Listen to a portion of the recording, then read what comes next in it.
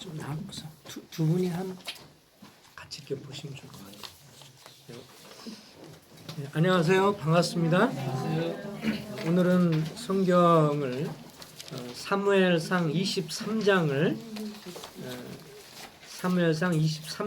열어서 같이 보도록 하겠습니다. 사무엘상 23장입니다.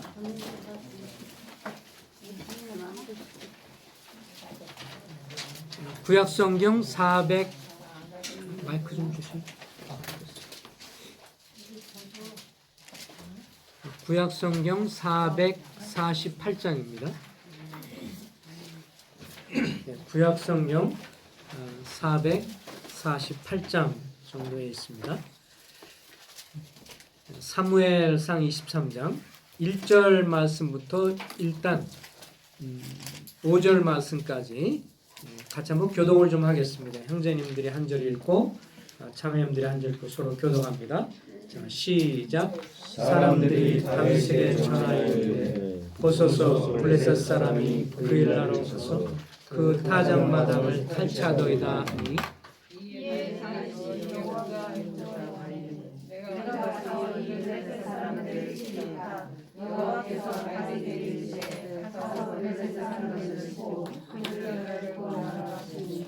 다윗의 사람들이 그에게 이르되 보소서 우리가 유다에 있기도 두렵거든 하물며 그일라에 가서 블레셋 사람들의 군대를 치는 일이가 한지라. 다윗이 여호와께 여호와께서 대답하여 이르시되 일어나 그일라로 내려가라. 내가 블레셋 사람들에게 정직히 하리라. 다윗이 그의 사람들이 그일라로 가서 블레셋 사람들과 싸워 그들을 크게 쳐서 죽이고 그들의 가축을 끌어오니라. 다윗이 이와 같이 그일라 주민을 구원하니라.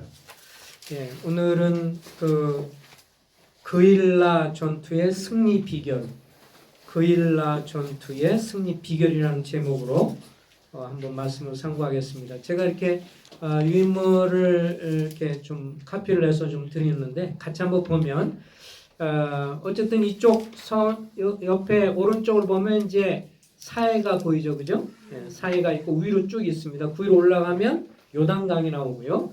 그리고 반대편은 이제 지중해가 있습니다.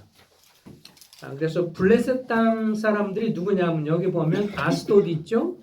아스돗 있고 가자가 있고 이 지역이 사실은 뭐 이렇게 산처럼 보이지만 지중해를 옆에 끼고 있어서 굉장히 비옥한 땅입니다.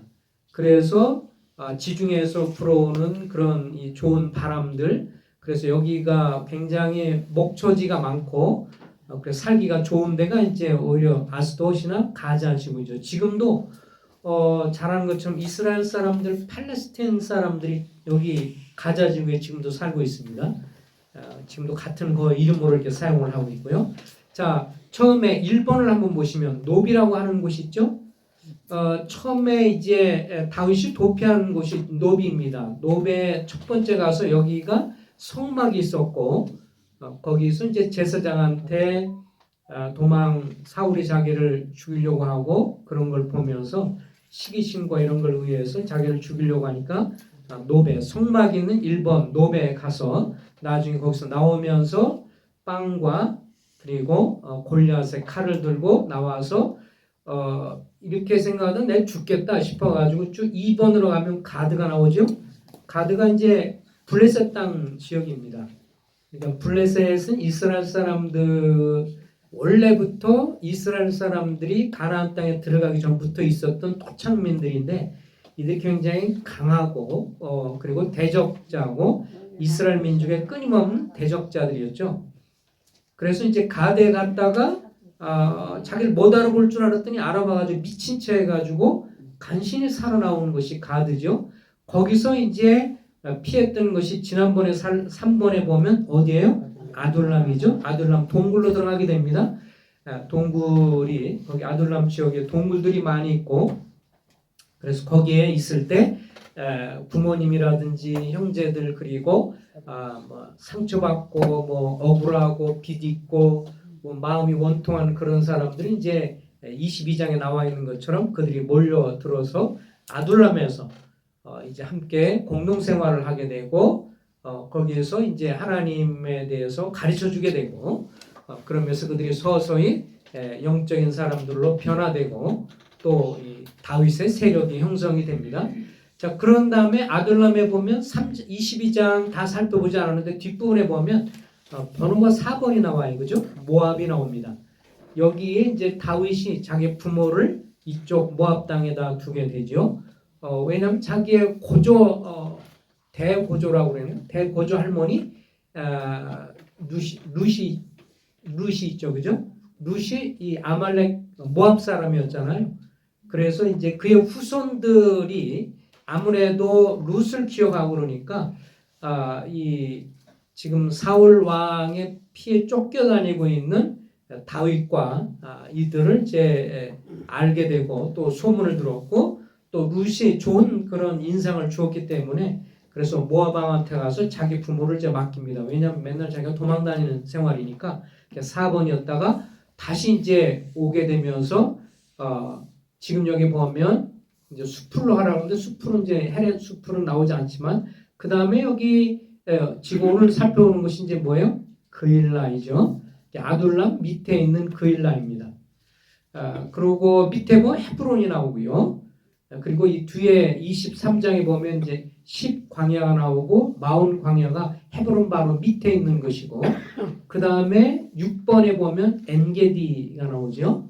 6번이 엔게디입니다. 나중에 이제 살펴보겠지만 엔게디는 이제 여기에 오아시스가 있는 것이고 그래서 사막이지만 여기에 오아시스가 있어서 지금도 이스라엘 사람들이 여기에 이렇게 관광 가거나 그러면 성지순례하면 꼭 반드시 들리는 곳이 이제 엔게디인데 거기가 뭐 오아시스가 있고 막 포도도 나오고 아가서에도 보면 언급이 되는 곳인데요. 지금도요 굉장히 살기 좋은 곳입니다. 사막 지역 가운데.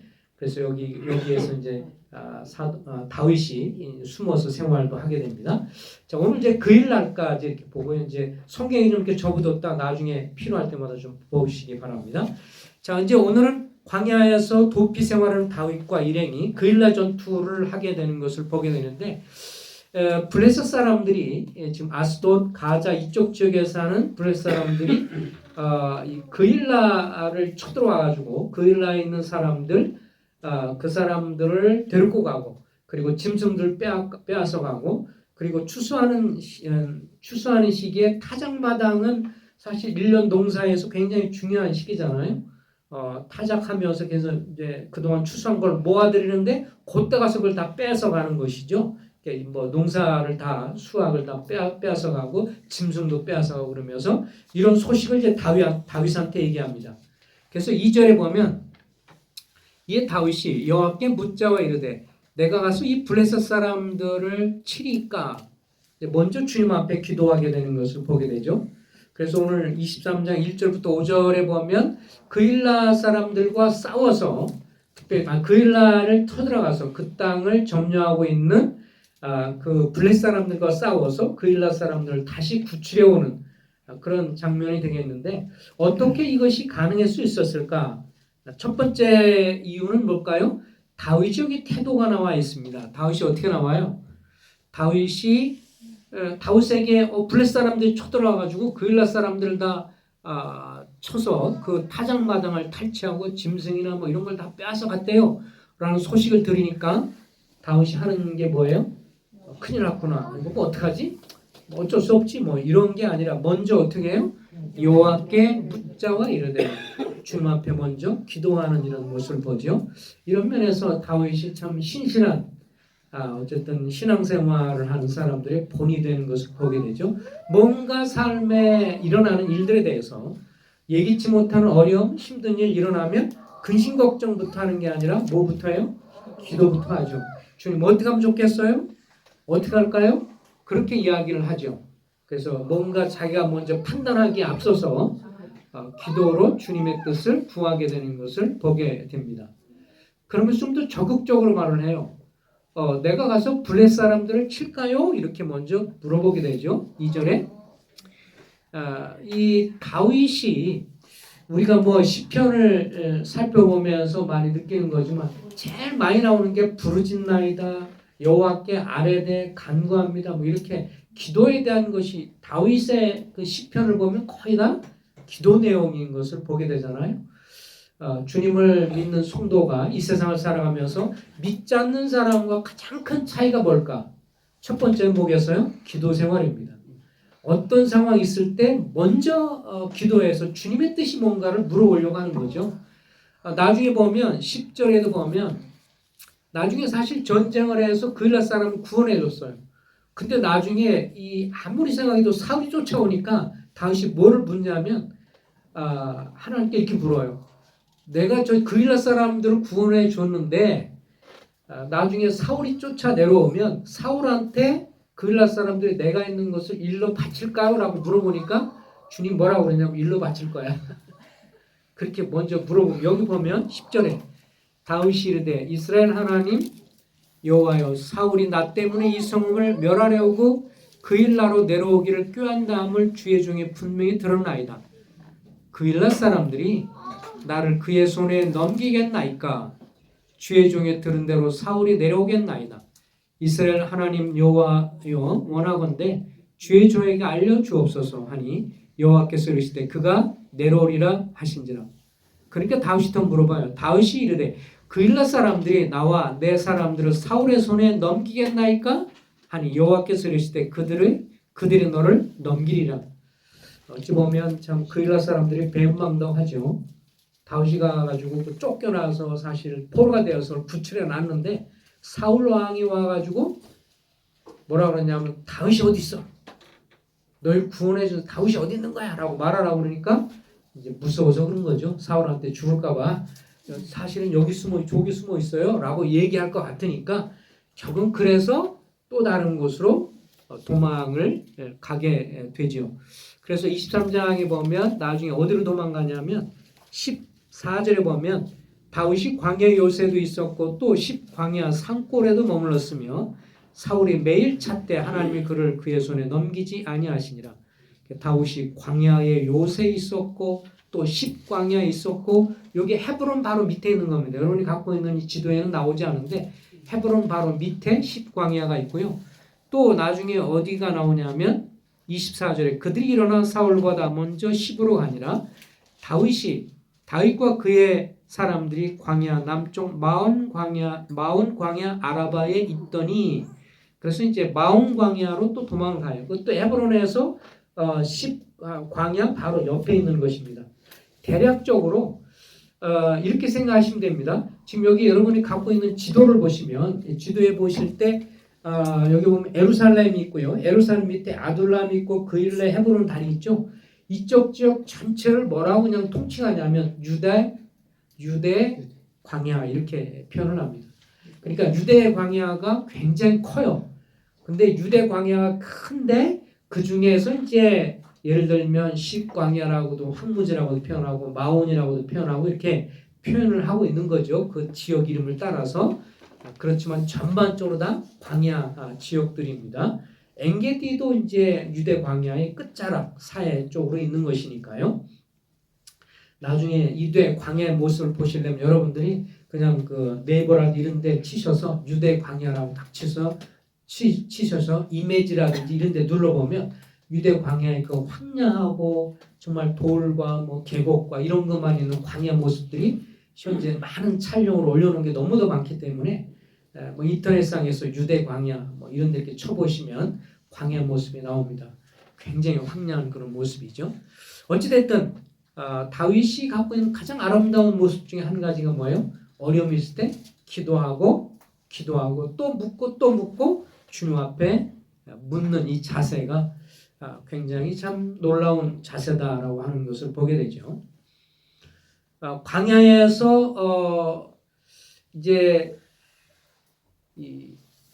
두 번째로 첫 번째가 다윗과 일행이 어떻게 블레 사람과 싸워서 이기고 그일라 사람을 구원할 수 있었는지. 첫 번째는 하나님께 다윗이 먼저 이제 기도했다고 하는 것, 그래서 주의 뜻을 물었다고 하는 것이고, 두 번째는 광야에서 주님이 행하신 것을 기억하는 것이 필요하다는 것이죠. 광야에서 주님이 우리를 위해서 행하신 일을 기억하는 것이 필요합니다. 아까 말씀드린 것처럼 주님이 다윗의 기도에 대해서 가서 블레 사람과 싸워서 그 일날을 구원하라 라고 말했는데 이 말을 땅제 그 말을 듣고는 같이 400여 명 같이 함께 생활하는 나중에 보면 시간이 지나면 더 늘어서 한 600명 정도가 되는데요. 이분들한테 그것을 나눕니다. 하나님이 말씀하셨는데 그들과 싸워서 그 일날 사람을 구출하라. 이 그일라라는 땅은 사실은 앞에 보면 여호수아서에 보면 나오는데 여호수아 당시에 유다 지파 사람들한테로 할당된 성읍이었어요. 그러니까 이미 누가 거기 살고 있느냐면 이스라엘 사람들이 살고 있는 건데 블레 사람들이 와가지고 그들을 쳐서 타작마당 추수한 걸 다 가져가고 빼앗아가는 그런 상황이니까 사실 다윗의 입장에서 보면 동족들이거든요. 동족이 빼앗기고 지금 참패를 당한 거니까 이제 이런 상황에 대해서 주님 앞에 기도했더니 가서 그들을 구원해라 이렇게 말을 했단 말이죠. 근데 이제 이 백성들은 이 밑에 부하들이 현실적으로 반응을 합니다. 뭐라고 반응해요? 3절 우리 다 같이 한번 읽어보겠습니다. 3절 시작. 다윗의 사람들이 그에게 이르되 보소서 우리가 유대에 있기도 두렵거든 하물며 그 일나에 가서 블레 사람들의 군대를 치는 일이까 하는지라. 이제 현실적인 말을 합니다. 잠깐만요. 주인님이라고 했는지 뭐라고 하는지 몰라요. 다윗을 향해서 그때 당시 군장관이었고 막 그랬으니까 사울 왕 휘하 있을 때는 지금 도망자 입장이지만 다윗님이시여 다윗 주인 어른이시여라고 말하면서 생각해 보세요. 지금 우리가 어떤 입장이에요? 우리가 지금 여유 있게 안정되어 있습니까? 절대로 아니죠. 지금 뭐예요? 도망자 생활하고 있어요. 사울이 계속 쫓아다니고 있어요. 나중에 뒷장에 보시면 3,000명의 군인이 쫓아오고 있어요. 그러니까 여기는 다윗 밑에 있는 사람은 400에서 600명 정도인데 비무장이에요. 갖고 있는 거야라고 해봐 자기가 칼 하나 갖고 있을런지 아니면 무슨 특별하게 자기들이 갖고 있는 게 아닌데 이 지금 사울에 휘하 있는 3,000명들은 이 완전히 정략적인 정식 군인들이기 때문에 창칼, 활을 가지고 있는 대단한 무장된 사람들이 쫓아오고 있는데 지금 도망 다니고 있으니까 다윗과 함께 같이 생활하고 있는 부하들 입장은 뭐를까요? 두려움. 지금 쫓겨나고 있잖아요. 만약 여러분과 내가 좀 숨어 있는데 아둘람에도 있고 숨어 있는데 저쪽에서 막강한 군대가 우리나라 정부군들이 총칼 들고 우리를 쫓아오고 있다. 어디에 있는지 늘 찾아서 살해하려고 한다. 우리가 여유 있는 마음, 여유 있게 커피 한 잔 마시면서 즐기는 그런 마음이 되겠어요? 어떤 마음이요? 마음이 쫄깃쫄깃한 거예요. 지금 요번에 예배 드리고 걸리지 않을까? 요번에 여기도 모였다가 저기로 모였다가 그래가지고 중국에서 지하 예배 드리는 성도들 이야기 들어오면 그렇잖아요. 찬송을 할 때 어떻게 하냐면 소리 내면 걸리고 공안당국에 신고하면 걸리니까 입을 빵긋빵 내면서 하나님 이렇게 이제 소리 내가지고 옆에 있는 사람이 신고하면 곧바로 공안당국이 쳐들어오게 되고 물론 이제 중국 사람끼리 모이는 데는 괜찮아요. 근데 한국 사람이 껴있다. 그럼 신고하면 막 3천만 원, 5천만 원 벌금 명이거든요. 그래가지고 거기 왔다 갔다 하는 성도들 말 들어오면 심장이 쫄깃하대요.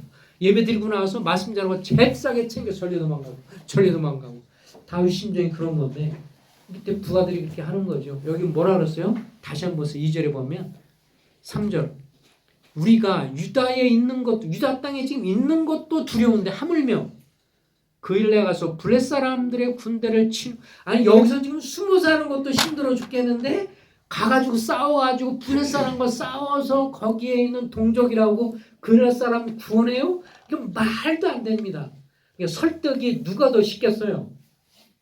다윗이 입장에서 하나님 말씀하시니까 우리 여러분들이 같이 가서 그일라 사람 구원합시다. 이렇게 설득하는 게 쉽겠어요? 아니면 거기 있는 400여 명 사람들이 말도 안 돼요. 지금 우리가 쫓기고 있어요. 도망다니고 있다고요. 우리가 지금 좋은 형편이 아니에요. 이런데 어디 가서 무언가를 해요. 둘 중에서 어디 설득이 더 좋겠어요? 예, 거기 있던 사람들이 설득해가지고 지금 우리가 취지니까 조용히 살아요. 꿈쩍하고 살자니까요. 가만히 있으세요. 요 설득이 훨씬 더 쉽죠. 그러니까 다윗도 이제 그 말을 들으니까 이제 할 말이 없어요. 그러니까 그 다음에 어떻게 했어요? 아이 이제 끝이다라고 아니라 여기 보니까 어떻게 했냐면 4절에 또 다시 보겠습니다. 시작. 다윗이 여호와께 다시 묻자고 여호와께 대답하여 이르시되 일어나 그 일나로 내려라. 내가 블레 사람들을 내 손에 넘기려 하시니. 하나님이 우리가 뭔가 말씀하시면요 바꾸시잖아요. 잘 한번 말씀하신 건요 끝까지 그 동일하게 하나님 모든 걸 보고 관여하시는 거니까 일정하시죠. 우리가 수시로 마음이 변하지 주님은 자꾸 변하시는 분이 아니에요. 똑같은 말씀을 동일하게 하시죠. 우리가 이 땅을 살아가면서 어떤 일을 향해서 기도하고 그럴 때 주님이 우리에게 뭐 귀로 음성은 말씀하지 않지만 때로는 말씀을 통해서 또 때로는 다른 성도들과 기도하면서 이렇게 의견을 들을 때 그런 걸 통해서 때로는 뭔가 기도 내용을 갖고 계속 기도하는데요. 그런 면이 있어요.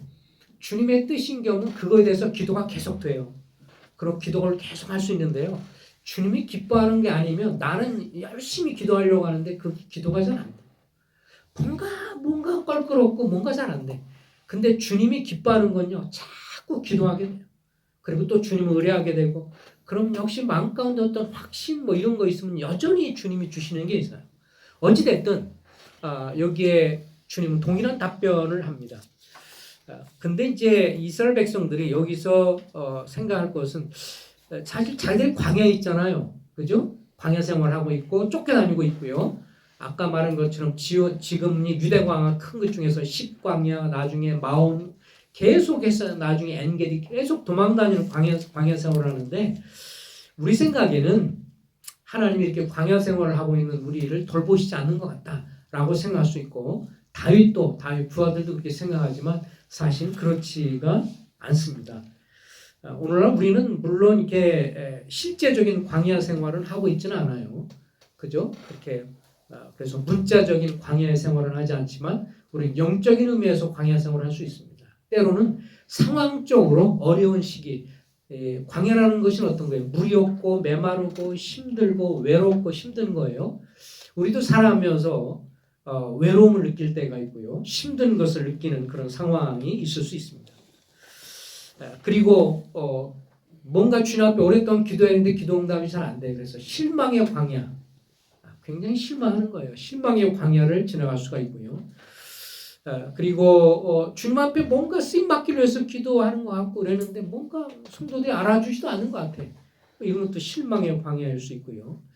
그 다음에 사람들과 관계 속에서 상처받아서 상처 때문에 어려움은 일종의 상처와 고통의 광야를 지나갈 수가 있습니다. 때로는 경제적인 어려움 때문에 참 한숨이 나오고 어떻게 살지? 이렇게 하면 한숨의 광야 같은 것을 지날 수가 있고요. 또 신뢰한 사람들로부터 배신을 당해서 상처의 광야, 상처 때문에 힘들어하는 광야를 우리가 지날 수 있습니다. 또 긴 세월 주님을 섬겼지만 별로 열매도 없는 것 같다. 그런 것 때문에 낙심의 광야, 이런 것들을 지나갈 수가 있어요. 그래서 내 생각할 때는 내가 어렵고 힘든 어떤 광야라고 하는 건 좋은 거 아니잖아요. 외롭고 힘들고 어렵고 정말 삭막하고 그런 땅을 그런 시기를 우리가 지나가는 건데 그렇지만 그렇다고 해서 주님이 그런 가운데 있는 사람을 전혀 안 도우시느냐? 그렇지 않죠. 우리 신명기서를 보겠습니다. 신명기서. 언제 한번 우리가 신명기서 보면서 잠깐 좀 상고했던 말씀인데 신명기 32장에 보면 신명기 32장 10절입니다. 신명기 32장 10절부터 12절까지인데요. 신명기 32장 10절에서 12절입니다. 자, 다 같이 한번 읽어보겠습니다. 시작. 여호와께서 그를 황무지에서 짐승이 부르짖는 광야에서 만나시고 호위하시며 보호하시며 자기의 눈눕자같이 지키셨도다. 마치 독수리가 자기의 보금자를 어지럽게 하며 자기 새끼 위에 너풀거리며 그의 날개를 펴서 새끼를 낳으며 그의 날개 위에 그것을 얹는 것 같이 여호와께서 홀로 그를 인도하셨고 그와 함께한 다른 신이 없더라. 이스라엘 사람들 모세가 광야 생활하고 이스라엘 백성이 광야 생활했을 때 그리고 다윗이 또 다윗과 함께하는 400명에서 혹은 600명 정도의 사람들이 광야 생활하며 도망 다닐 때 그리고 오늘날 우리가 상황적으로 또 영적으로 어려움을 당하는 그런 광야 같은 걸 지나갈 때 우리가 기억할 것이 있어요. 그런 어려운 상황을 지나면 우리는 어떻게 생각하냐면 주님이 나를 잊으셨다. 전혀 도와주시지 않았다. 아무것도 안 해주고 방치한 것 같다라고 생각하지만 여기 하나님께서 뭐라고 약속하시냐면 여호와께서 그를 황무지에서, 황무지라는 것은 광야라고 하는 말입니다. 하나님께서 광야에서 짐승이 부르짖는 광야에서 만나시고 그 다음에 어떻게 해요? 호위하셨다 그래서 보호해 주셨다. 에워싸서 하나님이 이렇게 방패처럼 이렇게 보호해 주셨다 이렇게 말씀을 해주시고 있습니다. 사단의 공격, 여러분과 나를 향한 사단의 끊임없는 공격. 우리가 이렇게 신앙생활을 하는 것도 사실은 영적으로 보면요.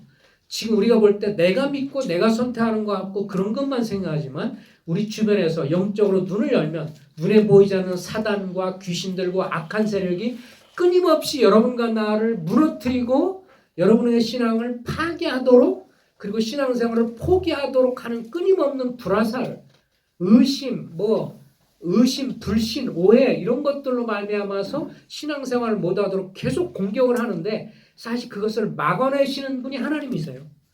그런 것 때문에 우리가 신앙생활을 하게 되는 거죠. 주님이 호위하시고 그래서 마치 이렇게 대통령이라든가 누가 지나가면 주변에서 다 호위무사들처럼 경호원들이 있잖아요. 그렇게 우리를 경호하시고 또 무슨 일을 하세요? 주님께서 보호하셨다 그랬어요. 보호하시며 자기의 눈동자같이 지키셨다. 눈동자같이 지켰다 그랬어요. 의학적으로 그렇게 말한다고 그러죠. 우리 몸에서 제일 많은 보호를 받는 것 중에 한 가지가 눈이다. 눈동자. 그래서요, 우리 눈동자가 하루에 끊임없이 눈을 이렇게 깜빡깜빡 하잖아요. 그 깜빡깜빡하는 이유가 뭔 줄 아세요? 눈동자를 보호하기 위함입니다. 우리가 옆에 있는 사람에서 손을 이렇게 찌르려고 딱 그러면 제일 먼저 뭐래? 휙 그럼 눈이 깜빡하잖아요. 이유는 뭐냐면 안에 있는 눈동자를 보호하기 위해서. 그러니까 우리 눈에서 가장 중요한 것이 눈동자인데 그래서 우리가 어떤 상황이 되면 제일 먼저 손을 이렇게 들어서 눈을 깜빡거리고 그리고 손을 들어서 머리와 이 눈을 보호합니다. 이건 자동적인 현상이거든요. 이렇게 뭔가 갑자기 위험한 상황이 일어나는데 아무것도 안 하고 이렇게 헬렐레 이런 사람은 아무도 없어요. 그건 비정상이고요. 보통 무슨 위경의 상황이 되면 제일 먼저 손을 들어서 우리 얼굴과 눈을 먼저 여기부터 이렇게 보호를 하게 됐습니다. 이게 아주 무의식적으로 이렇게 되죠. 그만큼 눈과 이것이 우리의 가장 소중하다는 것이죠. 하나님이 뭐라고 그러냐면 여러분과 내가 이렇게 눈동자 같은 존재다. 따로 세봅시다. 하나님 앞에 나는 눈동자같이 보배로운 존재이다. 네, 그걸 믿으시기 바랍니다. 내가 힘들고 어렵고 광야 생활 좀 한다고 하나님 날 잊으셨나? 그렇지 않습니다. 주님은 여러분과 나를 눈동자처럼 보호하셔요. 아주 귀중하게 오늘 여기 말씀하잖아요. 자기의 눈동자같이 지키셨도다. 그리고 또 주님 어떻게 하시냐면 호위하셨죠. 그 다음에 보호하셨죠. 그 다음에 또 인도하십니다. 마치 독수리가 자기의 보금자리를 어지럽게 하며 자기 새끼 위에 너풀거리며 날개를 펴서 새끼를 받으며 그의 날개 위에 그것을 얻는 것 같이 닭이라든지 새들이 다 자기 날개를 가지고 자기 새끼들을 품고 있는 것처럼 주님이 우리를 그렇게 품고 있죠. 그러면서 여호와께서 홀로 그들을 인도하셨도다. 여러분과 나를 인도하십니다. 호위해 주시고요. 보호해 주시고요. 그리고 이 짐승이 자기 새끼를 품는 것처럼 그렇게 인도해 주신다고 말씀을 해주고 있습니다. 물론 하나님이 때로는 직접 간섭하실 때도 있지만 많은 경우 사람들을 통해서 역사하시고요. 그리고 사물, 환경 이런 걸 통해서 역사하셔서 우리를 돌보시고 보호해 주시고 호위해 주시죠. 배후에서 역사하시는 분은 누구예요? 주님이시죠. 주님이 하나님이 그렇게 하십니다. 이스라엘 백성들이 지금 함께 있는 다윗의 휘하에 있는 부하들이 무엇을 기억했어야 돼요? 지금 우리가 광야 생활이 있지만 광야 생활 중에 주님이 우리를 보호하고 있는 거야. 그래서 너무 두렵고 떠는 것만 신경 쓰지 말고 내가 준비가 덜 됐다. 또 내가 아직 안정이 안 됐어요. 우리가 남 도와줄 처지가 아니에요. 우리도 지금 살기 어려운 상황인데 누구를 가서 도와요? 이런 거를 말하기 전에 먼저 뭐를 기억하라? 주님을 기억하라 이렇게 말씀을 해주고 있습니다. 주님이 우리를 이렇게 광야로 이렇게 이끌어 가는 것은 뭘까요? 광야 생활 중에서 우리를 겸손케 하시고 우리 자신을 돌아보게 하시기 위함입니다. 가만히 보면요, 우리가 우리 자신을 돌아볼 때는 언제냐면 힘들고 어려울 때 자신을 돌아봐요. 잘 나갈 때는 전혀 돌아보지 않습니다. 힘들고 어려울 때, 광야 생활처럼 힘들 때 내 자신을 돌아오면서 뭔가 반성을 하고 다른 사람을 향해서나 혹은 하나님을 향해서 가졌던 잘못된 생각들 뭐 이런 것들을 교정하고 겸손케 하시려고 우리에게 주님이 우리 마음을 낮추시고 광야로 돌아갈 때가 많이 있습니다. 그런데 그렇다고 해서 낙심할 상황은 아니고 이런 가운데에서 무엇을 기억하냐면 주님이 광야 중에 나를 돌보고 있다는 것을 늘 기억을 해야 합니다.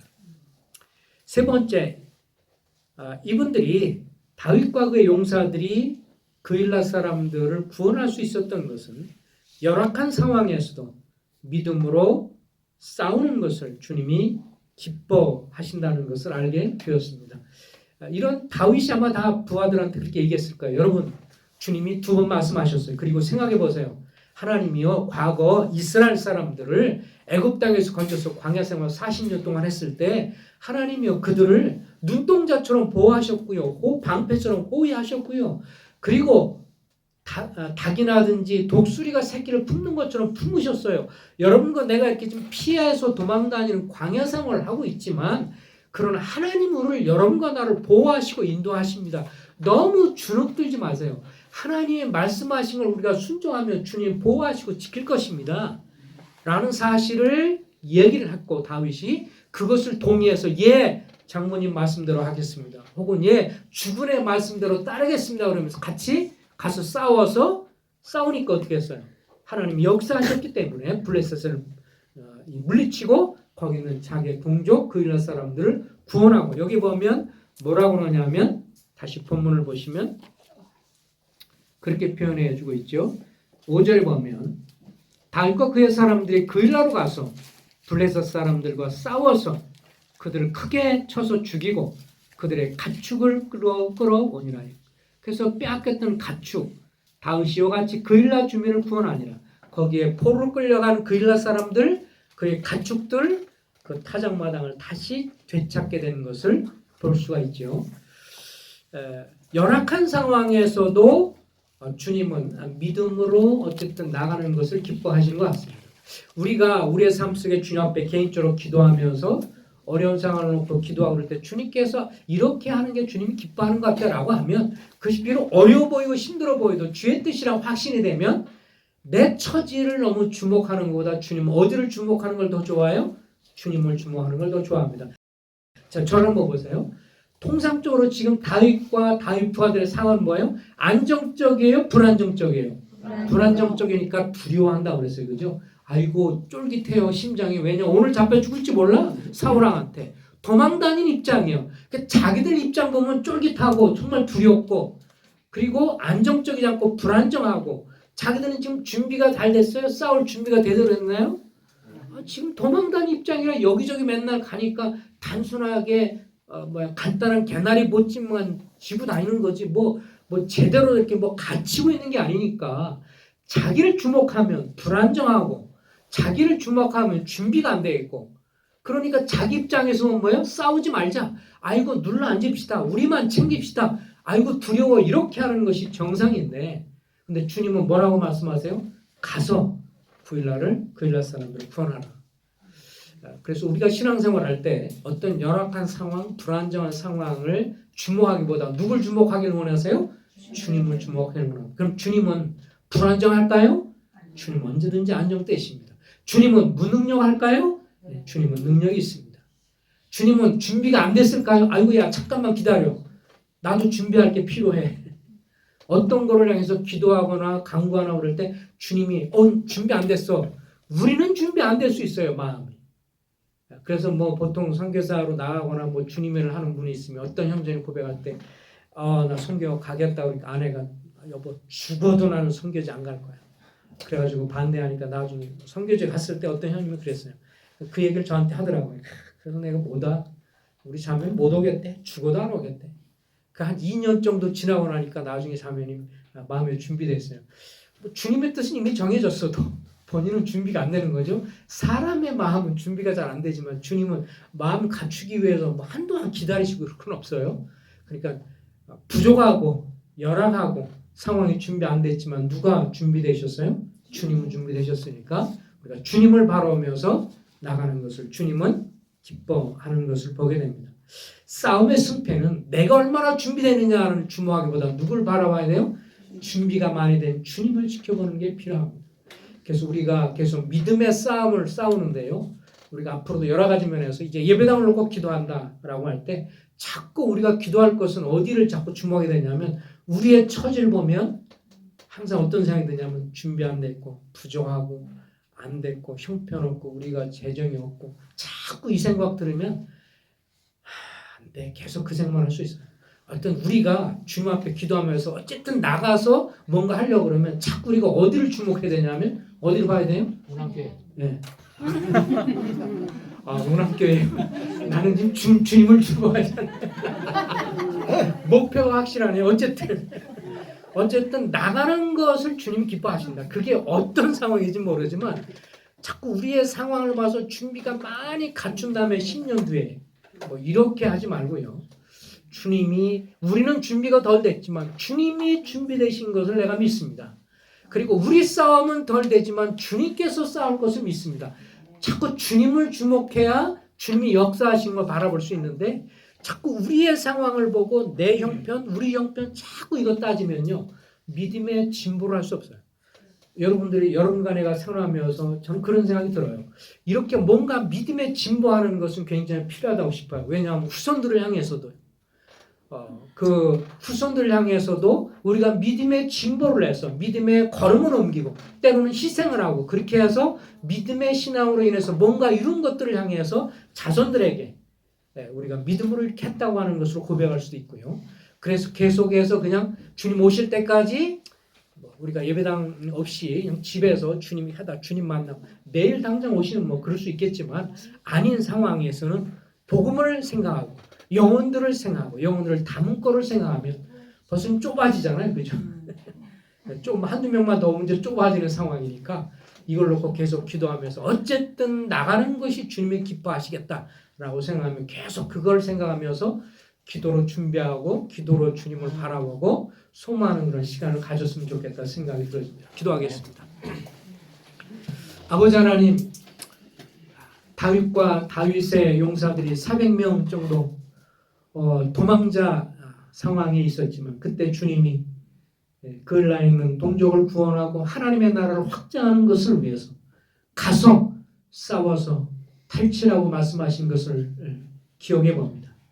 세월은 수천 년 전 세월이 지나갔지만 주님의 원리는 지금도 동일한 것을 믿습니다.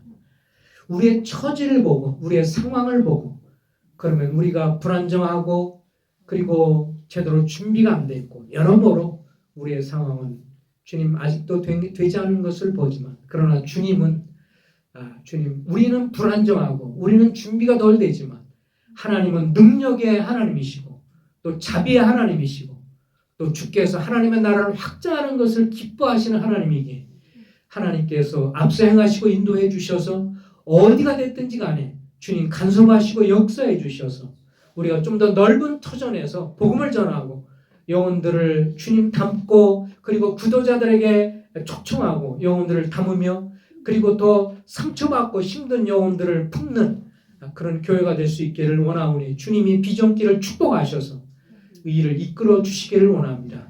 이것을 우리가 마음을 참 놓고 주님께 기도하면서 우리가 더 우리를 주목하기보다 주님을 주목하기를 원하고 주님이 역사할 걸 바라며 간절히 기도하고 또 소원한 처리가 되기를 간절히 소원을 드리오며 예수 그리스도 이름으로 의탁하며 기도했습니다. 아멘.